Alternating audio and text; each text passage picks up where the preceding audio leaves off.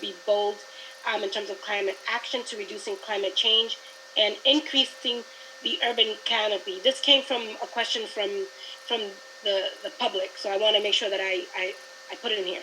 And Counselor, I want to be respectful of the time, so if I need to follow up with you directly because of the time constraints, but that is the lens, that's the responsibility of our cabinet to assist Chief Osgood in the development of this next iteration of this plan. It has to happen within context. And by the way, we're acutely aware that this street is named after Melnea Cass, a person who made her entire public realm better and looked at the big picture on projects. And so that's what we have to do with this project, and that's what you have a commitment from us to do. Okay. I'm going to come back the next week. Thank you, Councilor Mejia. Councilor Flynn. Thank you. Thank you, Councilor Wu. And just wanted to follow up on some of the comments of Councilor Janey, but I worked with Councilor Janey on health disparities in the communities of color. But my question is to Chief Cook. Chief, with the high traffic on Melnea Cass, air pollution, we were talking about the high asthma rate, often a truck route along Melnea Cass, a lot of trucks.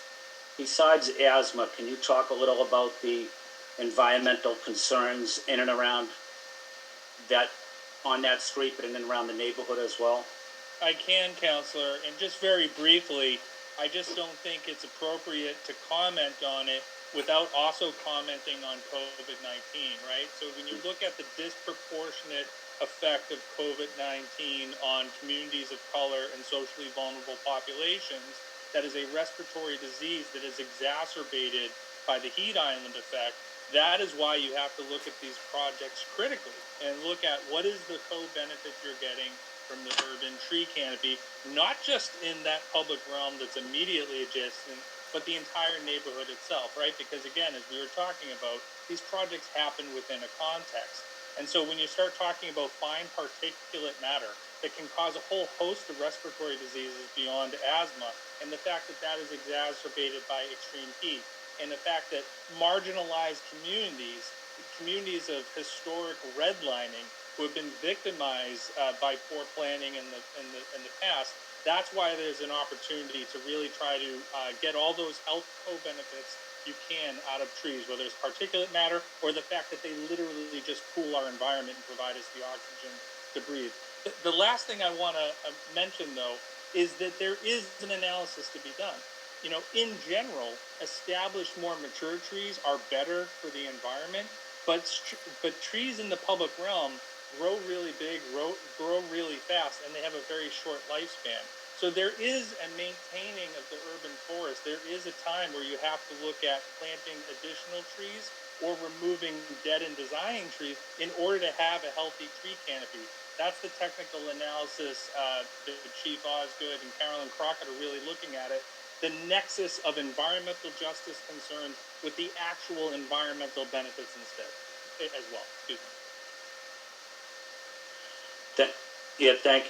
Thank you, Chief. And probably besides the neighborhoods in and around the highways in Boston, including the Mass Pike, I bet you Melnea Cass is probably one of the most traveled streets in the city. With that amount of traffic and cars cutting through and trucks cutting through and that air pollution letting off, have there been any studies at all just on air pollution in and around that neighborhood? There have, sir. The Union of Concerned Scientists have studied the impact, and I know you yourself, as well as Councilor Wu, last year were at an event where they studied the impact of the immediate adjacency of the traffic on the Chinatown neighborhood. It's those same impacts that we saw in Chinatown, which would largely be the results here. Now, I will say, in general, you know, Roxbury does not have the lowest tree canopy in the entire city. You know, that's not necessarily a metric that we want to be proud of. We want to expand the tree canopy. We want to expand the opportunities, especially where so much of our socially vulnerable populations are on that corridor. Thank you, Chief. Thank you, Council Wu. No further questions. Thank you, Councillor Flynn. Really appreciate your giving back extra seconds. I also saw that Ms. La Negra had a blue Zoom hand raised. Did you have a comment on something one of the other councillors or panelists was saying? Yes, I just wanted to respond to Councillor Mejia and add to Chief Osgood's understanding.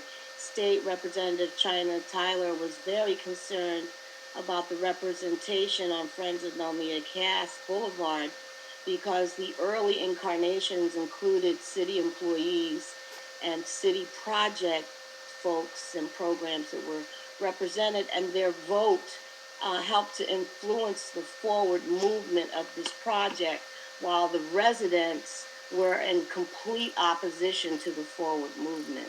So this is very problematic going forward if you have representatives from the city in a community setting voting for things that are against the community. Thank you very much. Would any of the chiefs like to respond to that as Councillor Braden gets ready for her 5 minutes? I very much appreciate that point, and I think similar to as we were talking about before, we have every interest in figuring out how we have a sort of a transparent decision-making process as we head into to this winter. Thank you. Councillor Braden? Thank you, Madam Chair. I'd like to cede my time to some of the local folks who are the most impacted by this project, and I will continue to listen. Thank you. Thank you very much. Much appreciated. Councillor O'Malley? Well, following that, I guess I have to be particularly brief as well, and I promise too, because it is important to have members of the community. But just very, very briefly, Chief Cook and Chief Osgood as well as Chief Crockett, all chiefs. Several years ago, we were able to secure, with your partnership, funding in the budget for a city LiDAR study that would study the tree canopy of the city of Boston. Can you sort of speak about what the result was of that and status of that, and then I'll briefly get into a specific Melnea Cass question, and then finish up. Yeah, I'd love to, Councilor. So in general, for statistically speaking, the city did not lose any tree canopy. All right, and so that's very interesting when you consider the historic pace of development that's happened in the city. Where the city did lose tree canopy, though, is largely on residential property. And so that's interesting. That means that our public realm efforts have actually paid dividends, and that's been in, through the mayor's leadership and in partnership with the city council. But it's also been not necessarily just through the Parks Department. We've added, 117 trees at Smith Playground, 230 trees at Martin's Park in South Boston. But where the needle has actually been moved is through large-scale coordination with folks like the Boston Transportation Department, the Public Works Department, as they do large-scale public realm projects and really prioritize the urban tree canopy through that. But that loss of canopy on public realm means that as we develop our urban forestry action plan, we are going to have to deal with the fact that we're going to have to protect our most significant trees, even if they're on private property, because they just pay us so many environmental dividends. Other cities do that, and I think it's time for Boston to start considering it as well. And do we have a special designation on legacy trees that have been here for hundreds of years? We don't. So it's interesting. In partnership with the Emerald Necklace Conservancy, we actually name those trees, we measure them, and in partnership with the Conservancy, they take care of those trees throughout the necklace. Really, all neighborhoods should benefit from those large historic trees. And there are those trees that exist in neighborhoods like East Boston and neighborhoods like Roxbury. And so the more protections we could put around them, the more environmental benefits we'll receive, because it's the biggest trees that do the most for our environment. And would any trees currently on Melnea be sort of meet that criteria for designation of a legacy tree, to your knowledge? I'll have to follow up with you. There's been an extensive tree inventory survey on that, but how we designate and how we define it, and Chief Osgood, unless you know off the top of your head, I'd have to follow up. There's some big trees out there, that's for sure. Certainly. And then, so the last question is, the percentage has stayed roughly the same after this most recent LiDAR study. What percentage of Boston is covered or what percentage is our tree canopy? It's 27%, Counselor. For our climate ready, we really want to get to a citywide 35%, but we got to be very respectful of the fact that 35% or 27%, which is what we're at today. Well, what does that mean if you're living in a community that's 11% or 18%, right? And so that's where we really have to make targeted investments to really address those historic inequities in our city. And to that point, of that 35, or excuse me, of that 27%, and just so folks know, that's actually better than many comparable sized cities, because we've been working on this for quite some time, so I don't want to lose sight of the fact. But I venture a guess that if that was broken down by neighborhood, we would see some significant discrepancies or inequities as it relates to the percentage. I'd argue that my district probably has one of the higher tree canopy percentage, and other districts would be much lower. So do we have that breakdown by neighborhood or by council district or by ward?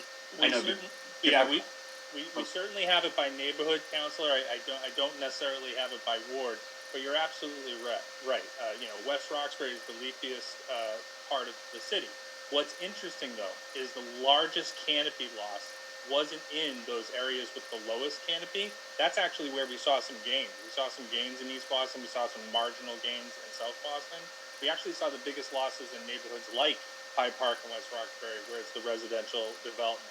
Just to put a finer point on your questioning, though, there is a direct causal relationship between lack of tree canopy and heat island effect, and that's why we have to be really lightning focused on places with lower tree canopy. Certainly, and I certainly think that's why there is such passion with these particular trees in question along Melnea Cast. So thank you all. Thank you, Madam Chair. Thank you very much. Okay, perfect timing to turn off the alarm so we can go. Okay. Thank you, Councilor O'Malley. Councilor Sabi George. Thank you, Madam President. Thank you again to colleagues for asking some pretty thoughtful questions. I am curious about, and I think it was laid out early on in the presentation, but I think important to hear again, what is sort of generally the process going forward? So what happens after today? What can the neighbors expect? What can the advocates expect? What can we as a council expect that public process to be? Councilor, great question. I'll start, and certainly if Chief Crockett or Chief Cook wants to add, by all means. So the work that we've been doing since essentially our September community meeting is really looking at sort of broad design alternatives and then that sort of deeper environmental look of the potential environmental impact of various design choices along this corridor. We were hoping that work would be wrapped up sooner than that it would be wrapped up by now, so we'd be able to already be able to go back out to the public. It looks like we'll be wrapped up with that in time for us over the course of this winter, to be able to report out on the environmental impact of the current design, alterations to the current design, and more significant sort of conceptual changes to what the Melnea Cast Boulevard corridor could look like, and use that really as a starting point for an inclusive public conversation about design directions going forward. That then would inform sort of the actual changes, potential changes to the contract and the final design that would take us towards construction. And as been said, if as a result of that community conversation, there's a design that is selected that results in the removal of any tree, we would certainly go through a tree clearing as part of that.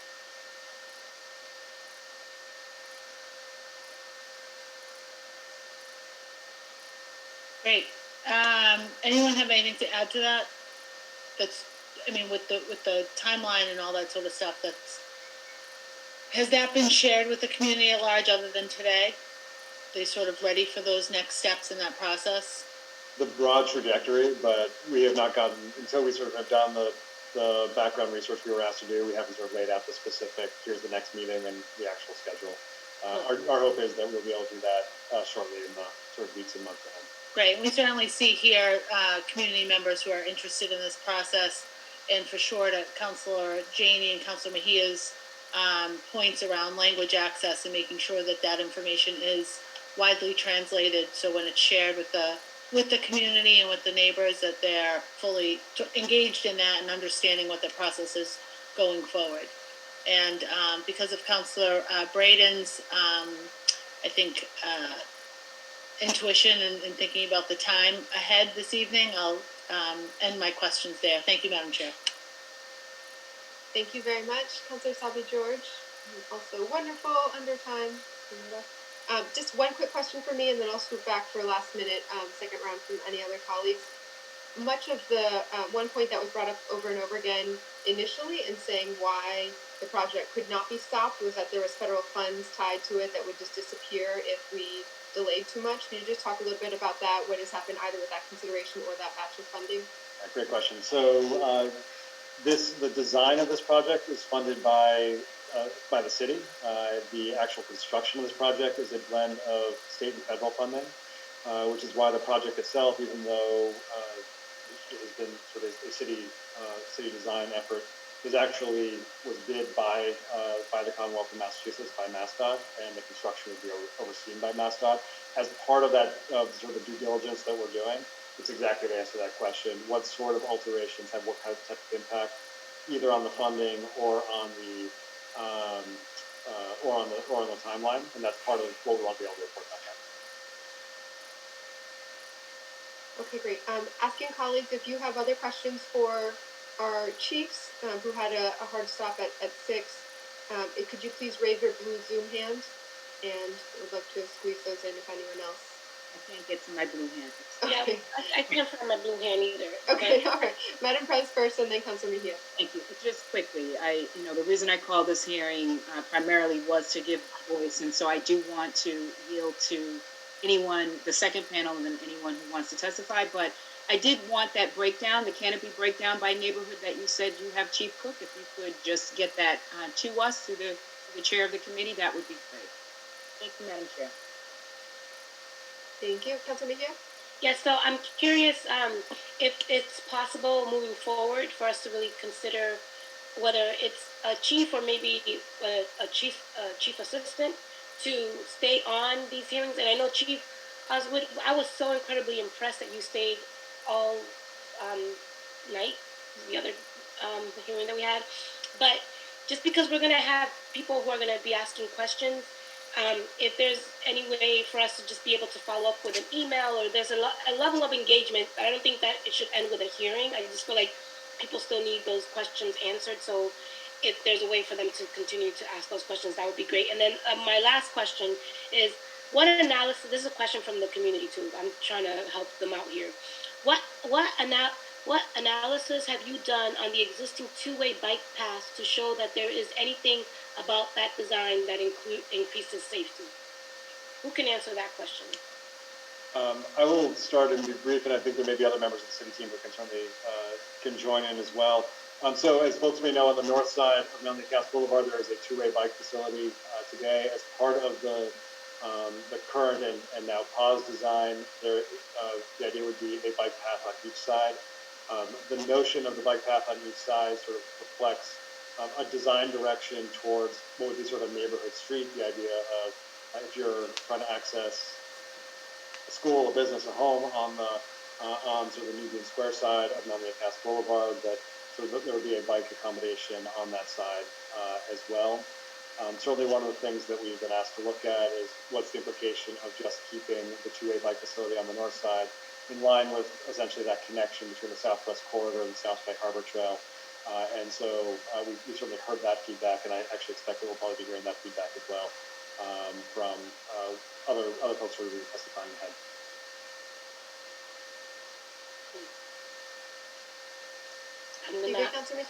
I'm not going to hold anyone hostage. Okay.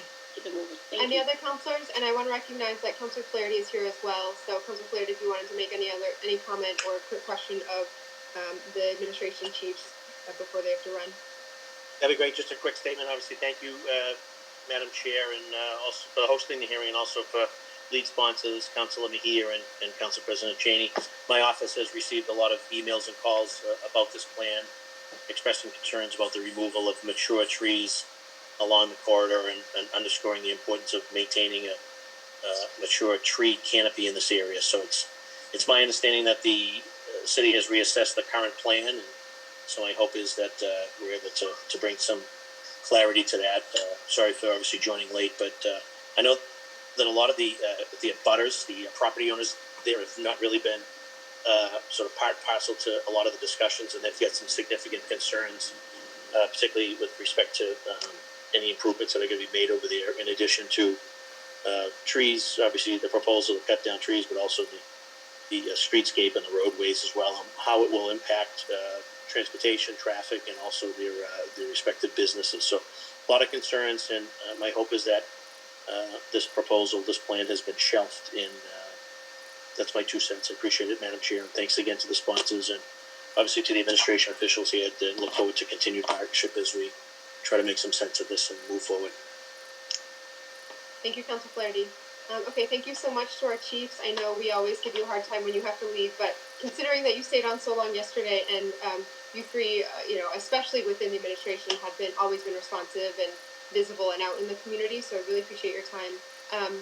Did you want to know, I think there are some members of the administration that are staying on. I don't know, does everyone have to go, or Para, maybe Commissioner Bruni, are there others who are staying on afterwards? Go for it, Chief Osgood. No, I'm staying on. Oh, you're staying. Wow. 2 nights in a row. Oh. That's okay, we appreciate you very much. We are going to move on from this panel, pending any last call for comments from colleagues. So thank you very much, Mr. Elisa, Ms. La Negra, and our 3 administration representatives. As we kind of switch the Zoom room around to move to our second. Madam Chair, just Council Flaherty, one just quick question of the panelists is, have there been any land takings there, or particularly as it pertains to the abutters, have any land been ceded in anticipation of this proposal? And if the proposal gets shelved, will those discussions revert back to land being reverted back to some of the stakeholders along Melnea? That'll be the last question for this panel while I make sure everyone from the next panel is on as well. It's a great question. In short, there are some small sections of adjacent land. I can get back to you though about the specific details, and then to your point about what the implications are if there's a redesign. I'm happy to get back to you on that. Great, thank you very much. Yeah, that's more than appropriate. Just because if we're taking property under the guise that it's a government taking and we're using it for a legitimate purpose, but if the purposes get ixnayed, that land needs to revert back to the rightful property owners. That's my 2 cents. Great. Thank you. Okay, I think I led everyone in the right way. I want to take 3 more members to give public testimony between this next panel as well, which will be Bill Singleton, who has very patiently been waiting. I believe it's Miss Mella Miles and Allison Fultinas. If you could, and I'll time you for 2 minutes each, and then on to panel 2. Mr. Singleton? Yes. First of all, I wanted to thank everyone for participating in this. This is very important. I wanted to give a brief sort of background on my involvement with this effort, which started in 2011. I do business here. I live here. We're in the eye of the hurricane, so to speak. And this is not the first time. I'm a publisher, I'm a ward committeeman, and I'm president of United Neighbors of Lower Roxbury, as well as a citizen here. And UNLR particularly has been in the struggle when they took the buildings here long ago. And now some are trying to take the trees. And the real question should be, why save the trees? Well, because they present health and enjoyment of the citizens who live here. And so this is why I'm so glad that Friends of Melnea Pass, and other groups, other community groups, have joined together to make sure that we secure the safety and the enjoyment. And because basically we want to walk and ride our bikes and in some cases drive along a richer environment. The last question about taking was very important because you see, if they are simply saying that they're going to give us more public safety, does that mean that we're going to be developing there at 90 Windsor Street? Are they going to be taking some of our property there? Or are they going to be taking the trees that we would enjoy there? And I am very concerned about getting more voices into the room. A lot of times, the people that we're talking about cannot get on these Zoom calls, and they don't really have the kind of same, access. And many times we're being talked about, but we don't get to speak.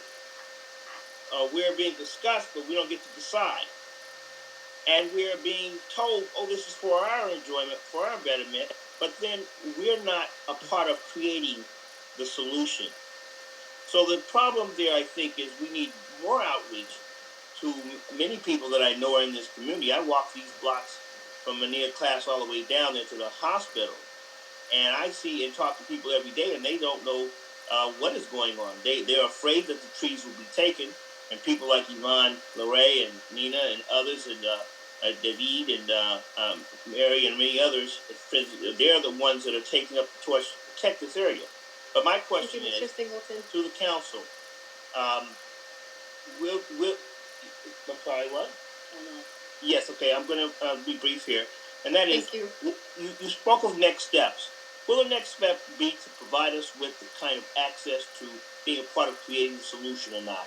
What steps are taken to include people from this area that want to be a part of building the solution? We do not want someone to come in and widen the streets and take the trees. We do not want this, or take the land. We are against it. I remember in 2011, when Nataka Creighton was president, and we protested against it then. So this has been a long struggle, and each time we're told, well, we're going to include, well, we're going to change. I don't see that yet. And I'm wondering what are the actual steps that are going to be taken to make sure that voices like the United Neighbors of Lower Roxbury, like the people that I'm representing at Ward 9, like the people that I see every day, what steps are taken to include them in this process for real? Thank you, Mr. Singleton. Appreciate it. Ms. Miles? Mela? Yes. Good evening. I'm Mela from ACE. I direct transit-oriented development there and the TDAR team, and I'm a lifelong Roxbury resident. Couple of things that rise to the surface here for me are the report that was done on the life expectancy of people in 02119 in Roxbury versus Back Bay. And there's a difference of 30 years. And in Back Bay, you have Commonwealth Ave, and I can't ever imagine anybody wanting to come and cut down the trees along the Commonwealth Mall. But why would we not be listened to here in Roxbury? The other thing that I have a question on is the community always has to react versus the proactiveness of going first to our community and saying we want to do this, having come before, but the engagement process did not result in the desired results. And the question is, who's listening? If you're naming trees in the Emerald Necklace, why don't our trees have names? I saw, I'm going to say this and then I'll end. I watched a documentary about land encroachment in Palestine. And one of the evil things that they did was go out there and get backhoes and rip the olive trees out of the ground. And all of those trees that were owned by the people and gave them sustenance in life had names. So we need to look at how our trees are for us. And the naming of the trees should be something that happens all over the city of Boston. And there's no reason to do what, in my mind, as a lifelong Roxbury resident, we're asking, that there be a redevelopment and a reconsideration and to revisit the plan and then come about with something that adds trees in, creates more of an urban forest. Some of those trees were apple trees. I know those trees, the apples didn't look very edible, but we're just asking that be more of the plan, is to add more trees and not subtract. We can't breathe without them. They are our lungs. Thank you. Thank you very much. Okay, Ms. Coltinas? Thank you for the opportunity to speak. I have to say I'm somewhat discouraged by the answers I'm hearing from the three chiefs, and that they have been internally working on redesigns since September, and yet no one in the community has been talked to or reached out to or involved. I live in Mission Hill, but as Mr. Elliott said, this is a citywide road that all of us use, driving, biking, walking. And so what happens on this road affects everybody. It's a boulevard. It's meant to be a boulevard that has an edge to it that protects the residential neighborhoods from the noise and the traffic that is so prevalent on those travel lanes. I was the one who filed a year and a half ago the Freedom of Information Act request to Brian Woods at the Parks Department as to why street tree hearing was not being held. And I didn't hear an answer for 9 months. So I have a concern here that we're failing to address some of the major issues with the project. One being, why is it being widened? And why are the trees coming down? They haven't answered that question today. The two-way bike trail that is on the north side is part of a network. It was designed as part of the South Bay Harbor Trail to connect Ruggles Station to South Boston to the water's edge. And that plan has been put aside for one-way bike lanes that would be very close to the curb, and putting bike riders at much greater risk for air quality issues. And a bike path on the tropical food side, riders would have to cross 7 intersections and driveways, whereas the existing bike path goes from Ruggles Station all the way to Shawmut without crossing any intersections at all. So those dangers have not been decreased. The dangers are actually increased for bikers with the new design. And I'm not hearing a clear rejection of the current design in their answers. So I have to say I'm confused. Thank you so much. Thank you very much, Allison. Okay, I know we still have a number of people signed up for public testimony who are very patient. So we'll go next to the second panel and then resume public testimony after that, and then we'll play the video testimony to close. So I want to welcome Dwayne Tyndall, the Executive Director of Alternatives for Community and Environment, ACE, Becca Wolfson, the Director of Boston Cyclists Union, Stacey Thompson of Livable Streets Alliance, Ken Cookemeyer, former Associate Commissioner for Highway Engineering for the State Department of Public Works, and Dr. Yvonne Lalira of Friends of Melnea Boulevard. And you all could go in any order, please introduce yourself, and then we'll do question and answer with this panel.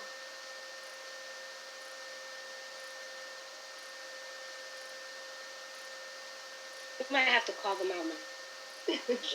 All right, Dwayne, start us off. Yeah, so good evening. I'm gonna keep it quick. This is about the health of our neighborhoods. This is about heat, air quality, and COVID. This is really about the life and death of residents. And any planning relative to this corridor and the streetscape has to remember that this is not a theoretical